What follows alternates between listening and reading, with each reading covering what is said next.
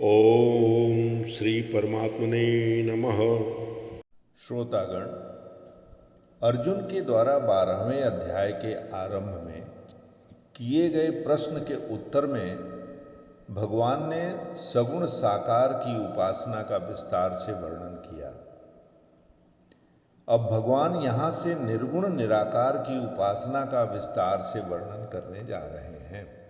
अब प्रश्न ये उठता है कि शरीर तो एक ही है, इसमें धर्म क्षेत्र और कुरुक्षेत्र दो क्षेत्र कैसे हो सकते हैं।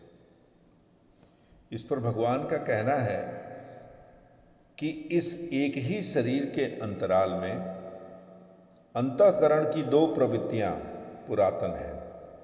एक तो परम धर्म परमात्मा में प्रवेश दिलाने वाली पुण्यमयी प्रवृत्ति यानी कि दैवी संपद है, और दूसरी ओर आसुरी संपद यानी दूषित दृष्टिकोण से जिसका गठन हुआ है।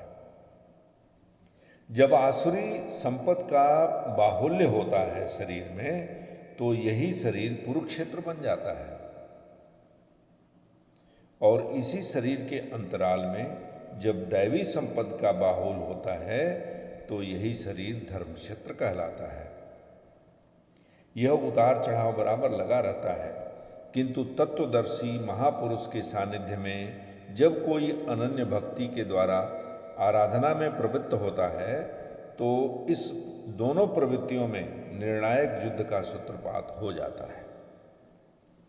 क्रमशः दैवी संपद का उत्थान और आसुरी संपद का शमन होने लगता है।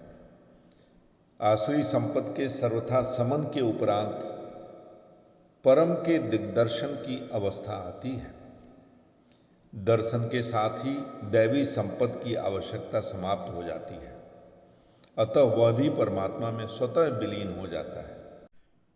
भगवान क्षेत्र के विषय में चर्चा करते हुए कहते हैं कि 5 महाभूत, एक अहंकार और एक बुद्धि, ये 7 प्रकृति विकृत है। मूल प्रकृति केवल प्रकृति है, और 10 इंद्रियां, एक मन और 5 ज्ञानेंद्रियों के विषय, ये 16 केवल विकृति हैं। इस तरह इन 24 तत्वों के समुदाय का नाम क्षेत्र है।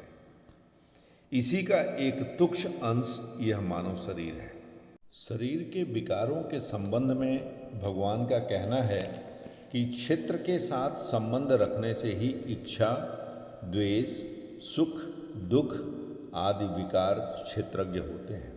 संक्षेप में यही क्षेत्र का स्वरूप है, यानी यही शरीर है। जैसा लक्षण ऊपर गिनाया गया है, इन सबका सामूहिक संघात यह पिंड रूपी शरीर है।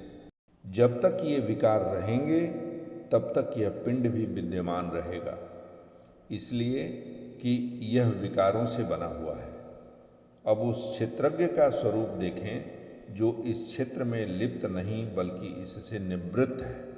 यहाँ पर भगवान कृष्ण ज्ञान को और परिभाषित करते हुए यह कहते हैं कि इस लोक और परलोक के देखे सुने भोगों में आसक्ति का अभाव होना, अहम का अभाव, जन्म मृत्यु वृद्धावस्था रोग इत्यादि के बारे में बार बार चिंतन करते रहना, पुत्र स्त्री धन गृह आदि का में आसक्ति का अभाव, प्रिय तथा अप्रिय की प्राप्ति में सदैव चित्त का लगे रहना, मुझ में अनन्य योग से भक्ति करना, अर्थात योग के अतिरिक्त कुछ भी स्मरण न करते हुए मेरी भक्ति करना, एकांत का सेवन करना, मनुष्यों के समूह में रहने की आसक्ति का न होना, यह सब ज्ञान की श्रेणी में आता है। उस परम तत्व परमात्मा के साक्षात्कार से मिलने वाली सारी जानकारी का नाम ज्ञान है। उस ज्ञानामृत का पान करने वाला सनातन ब्रह्म में प्रवेश पा जाता है। अतः ब्रह्म के साक्षात्कार के साथ मिलने वाली जानकारी को ही हम ज्ञान कह सकते हैं। इसके विपरीत सब कुछ अज्ञान है। भगवान सभी अवयवों से सभी क्रियाएं कर सकते हैं, उनके छोटे से छोटे अंश में भी सबकी सब इंद्रियां विद्यमान हैं। उनमें सब जगह सब कुछ है। आत्मा के सिवाय और किसी की भी सत्ता नहीं है। हम जो कुछ भी कहते हैं, सुनते, पढ़ते और सोचते हैं, वह परमात्मा से भिन्न नहीं है। सबसे रहित भी वही है और सबके सहित भी वही है। परमात्मा ज्ञेय यानी जानने योग्य होने पर भी संसार की तरह ज्ञेय नहीं है। जैसे संसार इंद्रियां, मन, बुद्धि से जाना जाता है, ऐसे परमात्मा इंद्रियां, मन, बुद्धि से नहीं जाने जाते। इंद्रियां, मन, बुद्धि प्रकृति के कार्य हैं। प्रकृति का कार्य प्रकृति को भी पूरा नहीं जान सकता। फिर प्रकृति से अतीत परमात्मा को कैसे जाना जा सकता है? परमात्मा को तो मानकर ही स्वीकार करना पड़ेगा, क्योंकि स्वीकृति स्वयं में होती है। इसलिए परमात्मा की प्राप्ति भी स्वीकृति से होती है। चिंतन, मनन, श्रवण, वर्णन करने से नहीं होती।